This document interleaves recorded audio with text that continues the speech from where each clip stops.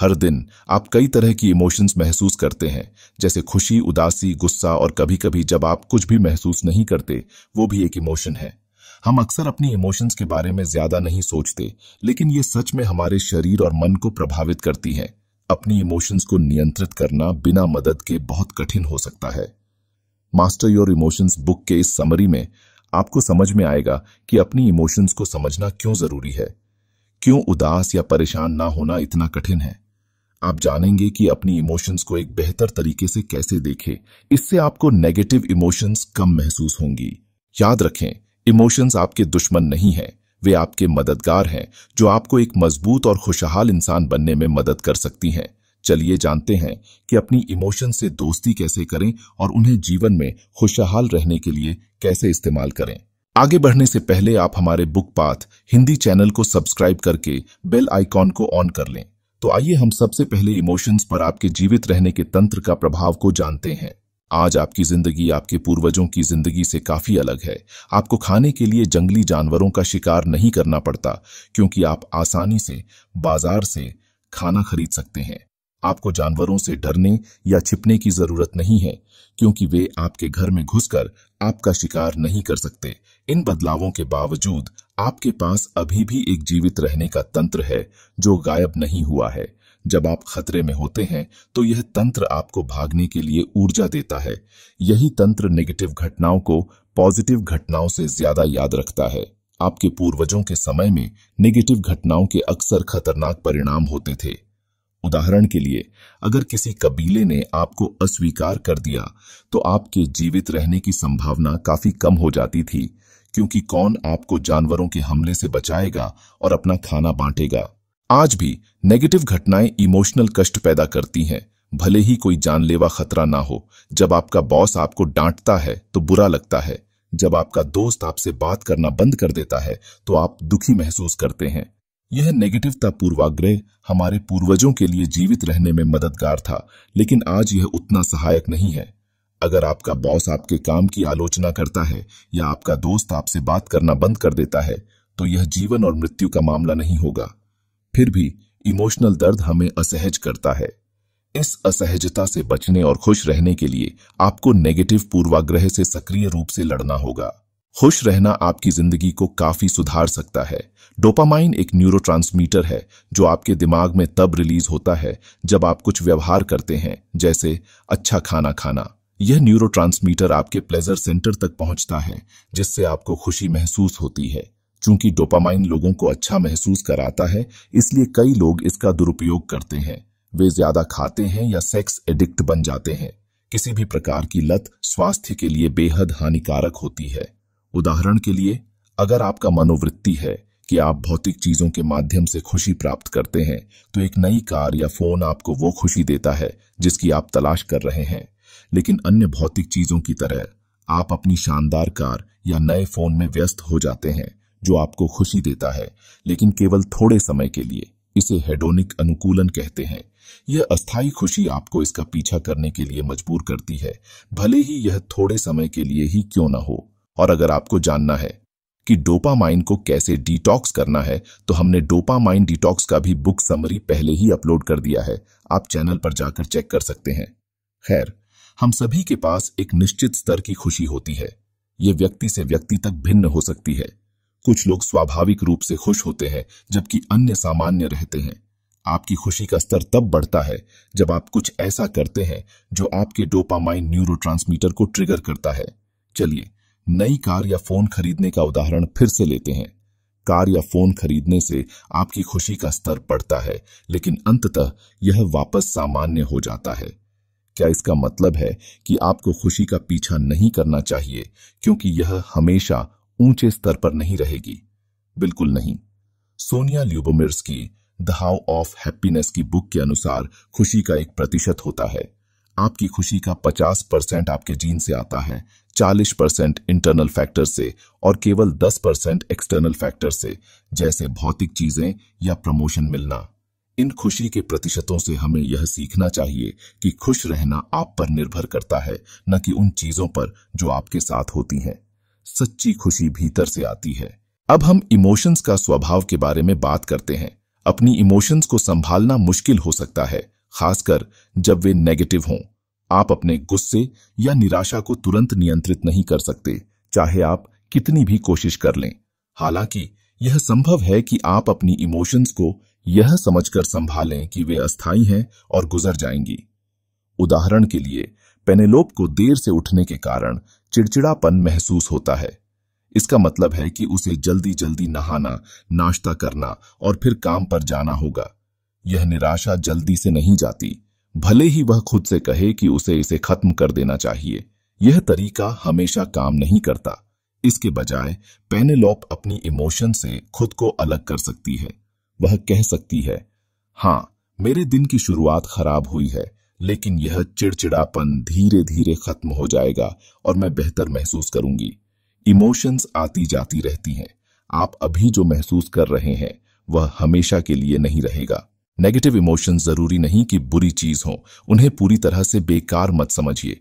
कभी कभी वे आपको कार्रवाई करने के लिए प्रेरित करती हैं। असफलता की इमोशन आपको अगली बार और मेहनत करने के लिए प्रेरित कर सकती है। किसी प्रियजन को खोना आपको उनके जीवन का मूल्य समझने में मदद कर सकता है, जो आपके पास अभी भी है। अगर आप नेगेटिव इमोशंस से निपटने में अभी भी संघर्ष कर रहे हैं, तो उन समयों को याद करें जब आपने इन्हें पहले अनुभव किया था। आपने पहले भी चुनौतियों का सामना किया है और उनसे बाहर आए हैं। चाहे आप अभी कितना भी बुरा महसूस कर रहे हों, जान लें कि यह इमोशन भी गुजर जाएगी। नेगेटिव इमोशन से निपटने का एक और स्वस्थ तरीका यह है कि याद रखें कि वे आपको परिभाषित नहीं करती हैं। अगर आप उदास महसूस कर रहे हैं, तो इसका मतलब यह नहीं है कि आपको डिप्रेशन है। इसका यह भी मतलब नहीं है कि आप असफल हैं। आप अभी जो महसूस कर रहे हैं वह आपको एक व्यक्ति के रूप में कम नहीं करता। याद रखें, खुश रहने के लिए आपको सक्रिय रूप से पॉजिटिव दृष्टिकोण बनाए रखना होगा। क्या आपने यह कहावत सुनी है, आप जो सोचते हैं वही आकर्षित करते हैं? यह पॉजिटिव और नेगेटिव दोनों स्थितियों पर लागू होती है। कल्पना कीजिए कि आप एक बुरी स्थिति में हैं। आपने उस परीक्षा में पास नहीं किया जिसके लिए आपने इतनी मेहनत की थी और आपकी स्कॉलरशिप आवेदन भी अस्वीकार हो गया। ये घटनाएं आपको आपके जीवन के अन्य क्षेत्रों पर ध्यान केंद्रित करने पर मजबूर करती हैं जो ठीक नहीं चल रहे हैं। आप सोच सकते हैं कि आपका वजन बढ़ गया है, कोई आपको पसंद नहीं करता और आप अकेले और उदास महसूस कर सकते हैं। यह नेगेटिवता को हावी होने देना आसान है, लेकिन आपको इस इमोशनल जकड़न से खुद को मुक्त करना होगा। जैसा कि पहले मेंशन किया गया है, जब आप किसी विशेष इमोशन को महसूस कर रहे होते हैं, तो आपको उस इमोशन से अवगत होने की आवश्यकता होती है। खुद को लगातार याद दिलाएं कि यह इमोशन जल्द ही गुजर जाएगी। इससे आपको अपनी इमोशंस को ट्रैक करने और समझने में भी मदद मिलेगी कि उन्हें क्या ट्रिगर करता है। लीजिए, मैं आपको एक और एग्जाम्पल देता हूं। सोफिया ने महसूस किया कि मिस्टेक्स करने से उसे गुस्सा आता है। छोटी छोटी गलतियों पर वह खुद से नाराज हो जाती है। उसने इसे नोट किया और जब भी वह गुस्सा होती तो उसने खुद को देखने की कोशिश की। अक्सर वह अपनी पुरानी गलतियों पर भी ध्यान केंद्रित करती। इस तरह सोचने से सोफिया खुद को कहने लगी कि वह कभी भी कुछ सही नहीं कर सकती और वह एक हारने वाली है।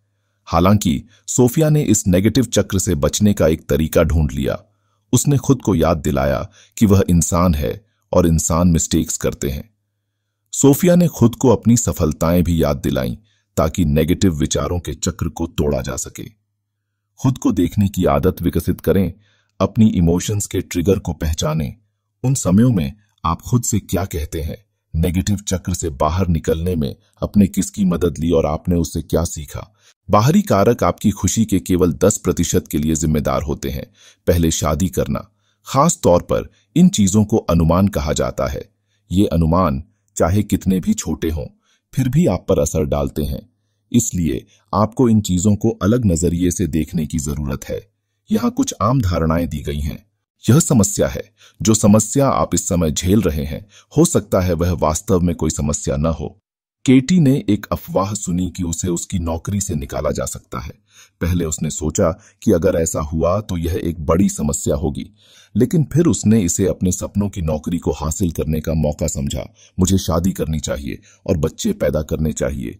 यह उम्मीद अक्सर माता पिता और समाज से आती है, सिर्फ इसलिए कि लोग कहते हैं कि आपको ऐसा करना चाहिए। इसका मतलब यह नहीं है कि आपको वाकई ऐसा करना ही है। शादी करना और बच्चे पैदा करना आपका अपना फैसला होना चाहिए, न कि दूसरों के दबाव में लिया गया। मैं भविष्य से डरता हूं। हर कोई भविष्य से डरता है क्योंकि कोई नहीं जानता कि भविष्य में क्या होगा, लेकिन इसके बारे में ज्यादा चिंता करना किसी काम का नहीं है। भविष्य की चिंता करने से कुछ नहीं बदलेगा। इसके बजाय वर्तमान पर ध्यान केंद्रित करें। आप केवल अपने वर्तमान क्षण पर ध्यान देकर अपना सर्वश्रेष्ठ कर सकते हैं।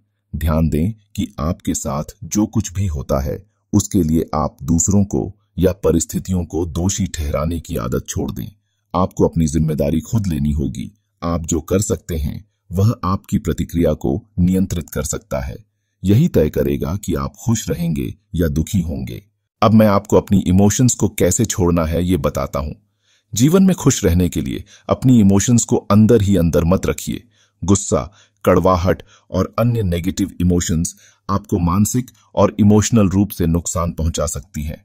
हमने इन बातों को पिछले अध्यायों में चर्चा की है और यह भी उल्लेखनीय है कि इनका शारीरिक प्रभाव भी हो सकता है। उदाहरण के लिए, जब आप गुस्से में होते हैं तो आपको कैसा महसूस होता है? आपकी दिल की धड़कन बढ़ जाती है, हथेलियां पसीजने लगती हैं, आप गर्म महसूस करने लगते हैं और आप किसी भी चीज पर ध्यान केंद्रित नहीं कर पाते। इसलिए अपनी इमोशंस को अंदर न रखें। पहले अपनी इमोशंस को अलग करके उनका अवलोकन करें। जब पेनी के बॉस ने उसकी काम को तीसरी बार ठीक किया तो उसे खुद को बेवकूफी महसूस हुई। उसने सोचा कि वह उस नौकरी और पद की हकदार नहीं है जो उसे मिला है। पेनी के लिए बेवकूफी महसूस करना सामान्य था, लेकिन उसने इस इमोशन से खुद को अलग करने का फैसला किया। उसने सोचा, मुझे बेवकूफी महसूस हो रही है, लेकिन मैं बेवकूफ नहीं हूं। अपनी इमोशंस को खुद से अलग करने और उन्हें अपने आप से बाहर देखने में बड़ा फर्क होता है। पेनी ने खुद को नेगेटिव विचार देने भी बंद कर दिए। आमतौर पर पेनी उन पलों को याद करती जब उसने खुद को बेवकूफ महसूस किया था, जिससे वह अपने बारे में और भी बुरा महसूस करती। इसलिए उसने अपने बेवकूफी के एहसास को बढ़ावा नहीं देने का फैसला किया। दूसरा, अपनी इमोशंस को नाम दें। इमोशंस को कुछ अस्थायी चीजों के रूप में सोचें, जैसे कपड़े पहनना जिन्हें आप बदल सकते हैं। इमोशंस आपको परिभाषित नहीं करती। इमोशंस के प्रति अपना नजरिया बदलने के लिए पेनी ने जो किया उसे याद रखें। उदाहरण के लिए, मैं दुखी हूं सोचने के बजाय इसे इस तरह से कहें, मुझे दुख हो रहा है या मैं दुख का अनुभव कर रहा हूं। इससे आपके और आपकी इमोशन के बीच थोड़ी दूरी बनेगी, जिससे उन्हें छोड़ना आसान हो जाएगा। तीसरा, अपनी इमोशंस को मत पकड़ें, उन्हें जाने दें। समझें कि आप अपनी इमोशंस पर निर्भर क्यों हो जाते हैं। एक कारण यह है कि यह उस कहानी को मजबूत करता है जिसे आप खुद से कहते हैं। जब आप दुखी महसूस करते हैं तो आप खुद को और भी दुखी महसूस कराते हैं। दुर्भाग्य से लोग अक्सर खुद को इमोशनल रूप से चोट पहुंचाने की प्रवृत्ति रखते हैं। दूसरा कारण यह है कि आप सोचते हैं कि आप अपनी इमोशंस हैं, लेकिन आप जानते हैं कि यह सच नहीं है। जब तक आप अपनी इमोशन से खुद को अलग नहीं करेंगे, आप परेशान रहेंगे। अब मैं आपको सीडोना मेथड के बारे में बताता हूं। सीडोना मेथड से अपनी इमोशंस को छोड़ने का एक और तरीका सीखें। ये हाइल डॉकिंस की बुक का एक विचार है जो 3 अलग अलग तरीकों से आपकी इमोशंस को छोड़ने में आपकी मदद करता है। पहला तरीका यह है कि अपनी इमोशंस को कभी मत पकड़ें, उन्हें जाने दें। दूसरा तरीका यह है कि उन इमोशंस के लिए अपनी जिंदगी में जगह बनाएं। ऐसा करने से आप जो महसूस कर रहे हैं उसे स्वीकार करते हैं, बिना इसे पकड़े हुए या इसे अपने ऊपर हावी होने दिए। उन्हें आने दें। तीसरा तरीका यह है कि उनका स्वागत करें। इसका मतलब है अपनी इमोशंस को बिना किसी निर्णय के स्वीकार करना। उन्हें करीब से देखकर आप समझ सकते हैं कि ये इमोशंस कहां से आ रही हैं। सेडोना मेथड के अनुसार आप अपनी इमोशंस को छोड़ने के लिए इन 5 चरणों को अपना सकते हैं। उस स्पेसिफिक इमोशन पर ध्यान केंद्रित करें जिस पर आप काम करना चाहते हैं। यह कोई भी मजबूत इमोशन नहीं होनी चाहिए, यह कुछ सरल भी हो सकता है। अगर आपको लाइन में खड़े रहकर चिड़चिड़ाहट महसूस हो रही है तो दूसरे और तीसरे तरीके के अनुसार खुद से ये सवाल पूछें। पहला चरण, क्या मैं इस इमोशन को जाने दे सकता हूं? क्या मैं इसे जाने दूंगा? दूसरा चरण, क्या मैं इस इमोशन को यहां रहने दे सकता हूं? क्या मैं इसे यहां रहने दूंगा? तीसरा चरण, क्या मैं इस इमोशन का स्वागत कर सकता हूं? क्या मैं इसका स्वागत करूंगा? हर सवाल का ईमानदारी से और पूरी तरह से जवाब देने की कोशिश करें। सही या गलत जवाब नहीं होते, ये बस समझने का एक तरीका है कि आप क्या महसूस कर रहे हैं और फिर उस इमोशन को जाने दें। चौथा चरण, अपने आप से पूछें कब, और आपका जवाब हमेशा अभी होना चाहिए। आपको इस इमोशन को अभी छोड़ देना है, कोई बहाना नहीं चलेगा। आपको इसे जाने देना ही होगा, चाहे कुछ भी हो। पांचवा चरण, पूरे प्रक्रिया को दोहराएं जब तक कि वह इमोशन जिससे आप निपटना चाहते थे खत्म न हो जाए। हिडोना मेथड इतनी सरल लग सकती है कि आपको इसकी प्रभावशीलता पर शक हो सकता है, लेकिन कभी कभी सबसे सरल चीजें जीवन में सबसे गहरा असर डाल सकती हैं। भले ही आप इस प्रक्रिया पर पूरी तरह भरोसा न करें, फिर भी आप इसे आजमा कर देख सकते हैं। अपनी इमोशंस को रोजाना छोड़ने का अभ्यास करें। जल्द ही आप अपनी इमोशंस के स्वामी बन जाएंगे। इमोशंस आपको सही दिशा में कैसे मार्गदर्शन कर सकती हैं। इमोशंस आती हैं और चली जाती हैं, लेकिन सिर्फ इसलिए कि वे अस्थायी हैं, इसका मतलब यह नहीं है कि वे आपके जीवन को बदल नहीं सकती। कोई भी जीवन में असहज या दुखी महसूस नहीं करना चाहता, लेकिन कभी कभी ये इमोशंस एक संकेत होती हैं। इमोशंस आपको संदेश देती हैं और आपको उन्हें नजरअंदाज नहीं करना चाहिए। उदाहरण के तौर पर हैरियट हमेशा तनाव में रहती थी। न तो उसकी नौकरी, न रिश्ते, न ही उसकी उपलब्धियां उसे खुशी देती थीं। फिर एक दिन हैरियट ने एक नए शहर में जाने का फैसला किया। यह हैरियट के जीवन का सबसे अच्छा फैसला था। उसने हर नए दिन का इंतजार किया और छोटी छोटी चीजों में खुशी पाई। हैरियट कभी इतनी खुश नहीं थी। अपनी इमोशंस को समझने के लिए आत्म जागरूकता की जरूरत होती है। अगर हैरियट ने अपनी इमोशंस को नजरअंदाज किया होता तो वह कभी अपने जीवन में इतना महत्वपूर्ण फैसला नहीं कर पाती। उसने समझा कि उसे अपने जीवन में कुछ बदलने की जरूरत है, और अगर उसने अपनी नाखुशी को स्वीकार करने से इनकार किया होता तो यह बदलाव कभी संभव नहीं हो पाता। अब मैं थोड़ा आत्म जागरूकता के बारे में बात करूंगा। आत्म जागरूकता आपको अपने विचारों, इमोशंस और व्यवहारों का अवलोकन करने की क्षमता देती है। यह विचार जिम डेथमर और डायना चैपमैन की book the 15 commitments of conscious leadership से लिया गया है। आत्म जागरूकता का अभ्यास एक सरल पंक्ति का उपयोग करके किया जा सकता है। जो कुछ भी आप सोचते हैं, महसूस करते हैं या व्यवहार करते हैं, अपने आप से पूछें कि यह लाइन के ऊपर है या लाइन के नीचे। लाइन के ऊपर होना मतलब है कि आप जो कर रहे हैं उसमें आप आत्म जागरूक हैं और यह पॉजिटिव मानसिक स्थिति में है। अगर आप जिज्ञासु हैं और सचेत रूप से सुन रहे हैं तो आप लाइन के ऊपर हैं। आप खुद को महसूस करने की अनुमति देते हैं, चीजों की सराहना करते हैं और अपने कार्यों की जिम्मेदारी लेते हैं। लाइन के नीचे होने का मतलब है कि आपको अपनी इमोशंस पर नियंत्रण पाने में कठिनाई हो रही है।